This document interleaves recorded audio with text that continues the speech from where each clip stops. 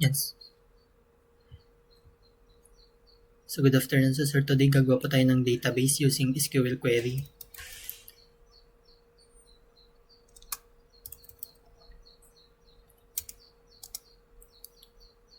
Then yung database sir na gagawin po natin is papangalanan po nating UEP.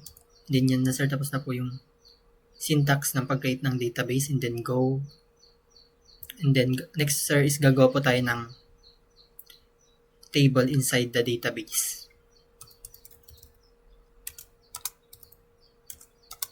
Then yung table na gagawin po natin sir is papangalanan po nating student.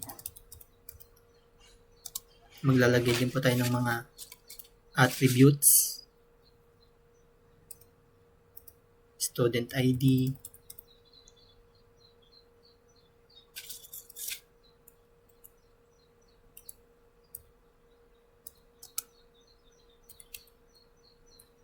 integer po kasi number po yung ID, then not null, then auto increment primary key para po mas madali pong mag-update or delete ng data.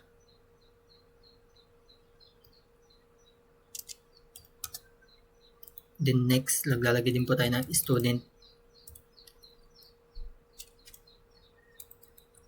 student name,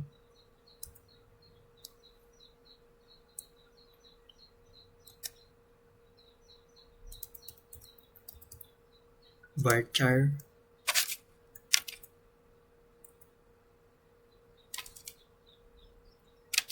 $100, not null. Then next, email,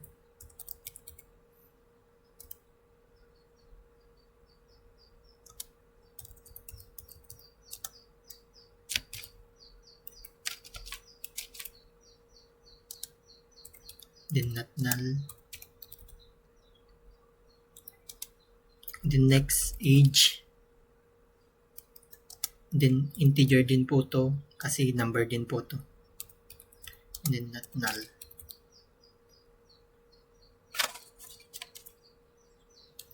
Double check lang po natin.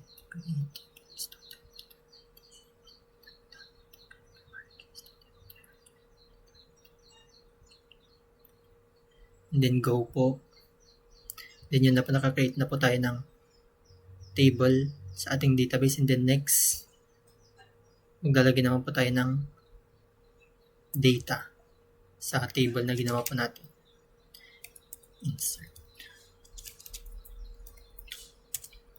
Insert into, then yung name po ng table natin which is student, and then yung sa mga attributes, lalagay po natin dito yung mga attributes po natin, student ID,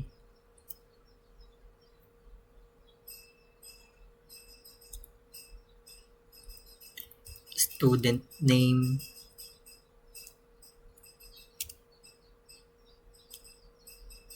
and then email,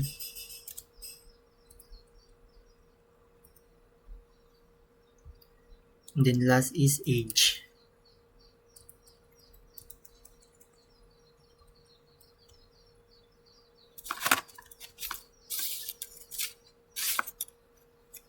Last po yung age, and then next is values. Values, ito yung next po dito sir is dito na po yung mga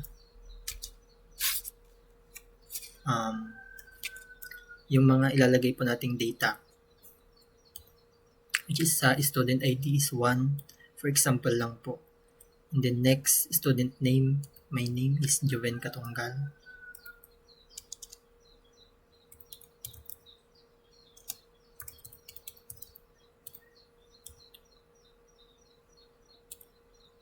And then email,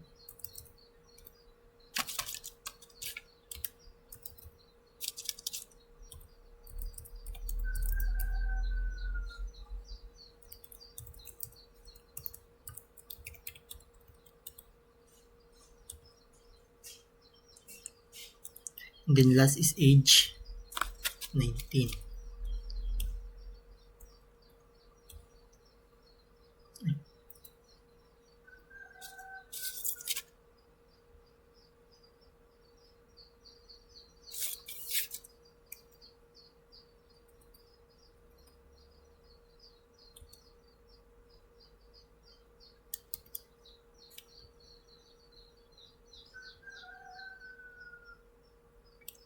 Then double check.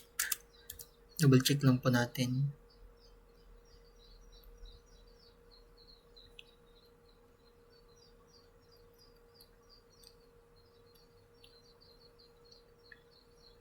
Then go. Then tignan po natin kung na-insert na po yung data na nilagay natin. Then yun na po sir, na-insert na po. Yun na po siya. That's all sir.